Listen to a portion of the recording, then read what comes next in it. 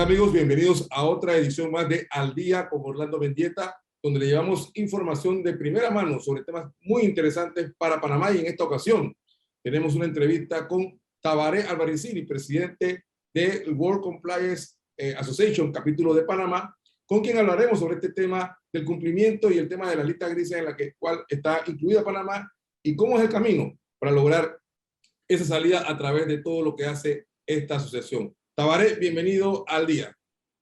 Muchas gracias, licenciado Mendieta, por la invitación.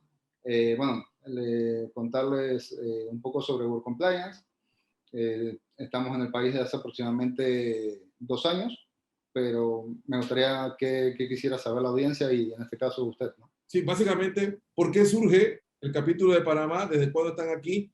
¿Y cuál es su principal misión? Sí, bueno, el capítulo lo empezamos la idea empezó en 2019, un grupo de la junta directiva, que hay empresarios, abogados, economistas, que veíamos que el país cae constantemente en el tema de entrar y salir de las listas, ¿no? Y eso obviamente tiene una repercusión económica a nivel nacional, independientemente del sector en el que uno trabaja. Y el 2020, al tener la pandemia y todos estar un poco más relajados o con tiempo libre, no relajados, porque creo que la pandemia en verdad nadie se pudo relajar, fue todo lo contrario. Tuvimos contacto con la asociación, con World Compliance Association, la sede central que está en Madrid, en España, que se fundó hace aproximadamente 8 años. Y empezamos las conversaciones para poder traerla a Panamá. Esto lo logramos en plena pandemia, si no me equivoco, eso fue entre mayo y junio de 2020. Oficialmente se instala el capítulo en Panamá y comenzamos a tratar de hacer eventos de concientización que aportaran su granito de arena a lo que es desarrollar la cultura de cumplimiento del país y enfocarnos sobre todo en temas de proyectos como lograr salir de las listas, si bien somos una asociación sin fin de lucro como varias que hay en el país, pero sí ayudar a concientizar más sobre el problema de todos los sectores del país que están no solamente regulados por la Ley 23 de 2015 en tema de prevención de blanqueo, sino todas las empresas que inclusive no están amparadas bajo la ley, pero de manera voluntaria se han acogido a una cultura de cumplimiento y a una cultura de gobierno corporativo. Tabaré, ¿qué beneficio les trae al país contar con el capítulo del World Compliance Association? Nosotros consideramos que el capítulo, al ser una asociación internacional y europea, nos abre muchas puertas para poder hablar con distintos colegas a nivel mundial, que no lo mencioné, la asociación actualmente está en 17 países, y poder contar nosotros mismos como panameños cómo estamos y qué estamos haciendo, porque el problema muchas veces creo yo que es que no transmitimos bien la información de lo que el país está tratando de hacer y nos quedamos simplemente en lo que hace la parte de gobierno, en tratar de lograr salir las listas. Sin embargo, la parte privada a veces queda un poco rezagada, ¿no? Ok. ¿Cómo ven ustedes actualmente la realidad del país en materia de cumplimiento en función de estas listas discriminatorias en las que se encuentra incluida Panamá? Bueno, estamos demostrando avances, obviamente no son los avances que quisiéramos todos, creo, y espero en este sentido equivocarme, y creo que tampoco son los avances que esperan las entidades que nos incluyen en estas listas. Esa es mi percepción, ¿no? Tenemos ejemplos, el registro beneficiario final, que finalmente ya es un logro, que ya lo tenemos, ya se está empezando a implementar. Sin embargo, entre la aplicación de la ley y finalmente que existiera el registro, pasaron 2 años.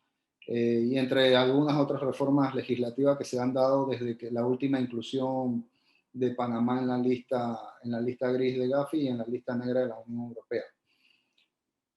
Creo que vamos por buen camino.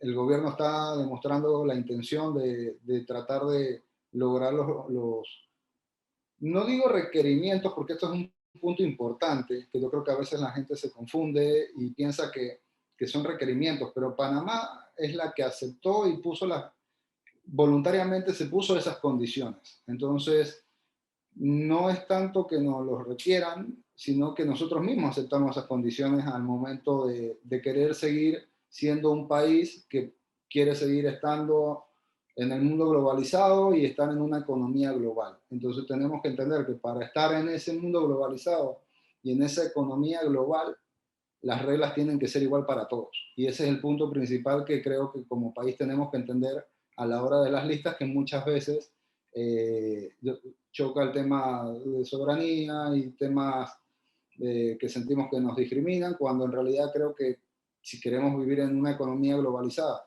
y siendo un país de servicio, que tenemos un centro financiero eh, prácticamente el más importante de la región, tenemos que dar el ejemplo, ¿no? Y cumplir con las reglas igual que el resto. Entonces, ¿consideras tú que nos falta un poquito más de agilidad en la toma de decisiones para poder aprobar los cambios que se requieren para entonces estar plenamente en cumplimiento? Sí, creo que no solamente ha sido un tema tal vez de atraso en la toma de decisiones en algunas reformas, inclusive si vemos las fotos desde que nos incluyeron en 2019 en la lista hasta la fecha, vemos que los actores del gobierno han ido cambiando y variando constantemente. No digo que eso esté mal, pero sí también puede mandar una señal que no clara de cómo estamos tomando, con qué seriedad estamos tomando el asunto de salir de las listas, ¿no?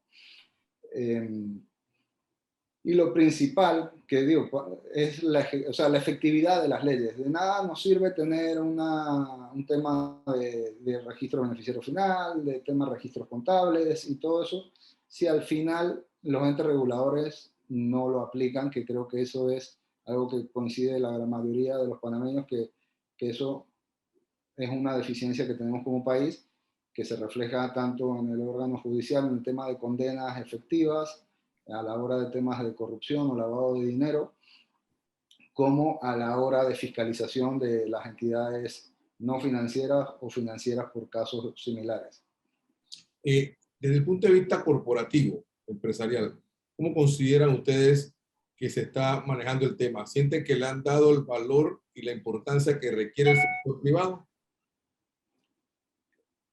Digamos que hay un buen sector que ya tiene esa cultura de cumplimiento, sobre todo los sectores que ya son regulados de mayor cantidad de años, tipo la banca, seguros, valores. Sin embargo, el sector no financiero todavía, si bien la ley de 2015, se podría decir que en los últimos 2 años se ha involucrado un poco más al sector a través de las últimas reformas y ahora con la aplicación del registro de beneficiarios finales, este sector está viendo un poco más que la ley hay que cumplirla, ¿no? Okay. ¿Ustedes han hecho algún tipo de medición o investigación en materia de cumplimiento aquí en Panamá o simplemente se manejan por algunos indicadores que pueden ver públicamente? Ok, dentro de los proyectos importantes o insignia que tiene el capítulo, es justamente un observatorio de cumplimiento del sector financiero, que se inauguró oficialmente el 29 de octubre del año pasado. Y la idea de ese observatorio es justamente tener indicadores a nivel nacional y mediciones hechas por nosotros mismos, por panameños, de cómo estamos a nivel de cumplimiento en el sector financiero. Ese es un proyecto, se podría decir, el más importante que tenemos como capítulo ahora mismo, y aprovecho la entrevista para invitar al sector financiero, a banca, valores y seguros, para que participen sin miedo en el observatorio y poder mostrarle al mundo que Panamá lo cumple y que tiene unos buenos indicadores, ¿no? Pero si no participamos, es difícil defendernos, ¿no? Ahora bien, según la experiencia de ustedes y que ha podido ver en la operatividad en el sistema financiero panameño, tanto en seguros, valores como banca, ¿dónde pudiese estar la debilidad para incrementar la vigilancia en materia de cumplimiento en el sector financiero o no financiero? Bueno, para mí son distintos temas que no involucran solamente al sector. Por un lado, está el tema de sanciones efectivas, y es que cuando el sistema sea utilizado para actividades ilícitas como la corrupción, efectivamente eso termine en una investigación robusta por parte de la entidad financiera que pueda enviarlo a la unidad de análisis financiero y de ahí darle un proceso al Ministerio Público, el cual se refleje después con el órgano judicial en una sentencia. Creo que ese es uno de los puntos importantes que tenemos como país y como involucrar los sectores, ¿no? Que serían el sector privado, porque básicamente nace del sector privado ese tema, y pasaría al tema ya después investigativo y judicial. Porque al final, al final la corrupción es un tema, es como el tango, se baila de a dos. Entonces, obviamente, el funcionario corrupto utiliza el sistema financiero privado para poder hacer su actividad ilícita, ¿no? Así que es importante comprender ese es un problema fundamental que tenemos no solo en Panamá, al final la corrupción es la pandemia del mundo y existe desde hace miles de años, así que tenemos que tratar de aportar nuestro granito de arena para que mitigar el riesgo a la hora de esa opción de que se pueda cometer un caso de corrupción. Ok. Y por otro lado, desde el punto de vista de la empresa privada, ¿están trabajando ellos para crear sus controles para que actividades de corrupción o de blanqueo de capitales no ingresen a sus organizaciones en el sentido de que pueda haber depósitos o cuentas que puedan ser generadas a través de actividades ilícitas? Digo, en el caso del sector financiero, todos los bancos en Panamá están regulados por la superintendencia y todos tienen un departamento de cumplimiento y un departamento de riesgo que hace la debida diligencia a todos los clientes, ¿no? Es cuestión de constantemente capacitar al personal para que ellos puedan identificar mejor cuando hay una operación que puede ser sospechosa y de un riesgo real, ¿no?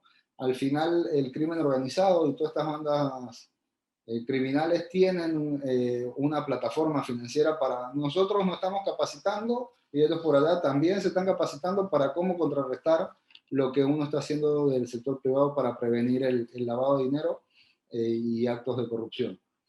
Así que ese es un punto importante, la capacitación constante del sector privado a las personas involucradas tanto en el tema de riesgo como de cumplimiento. ¿Qué consideras tú que se puede mejorar en materia de cumplimiento en Panamá?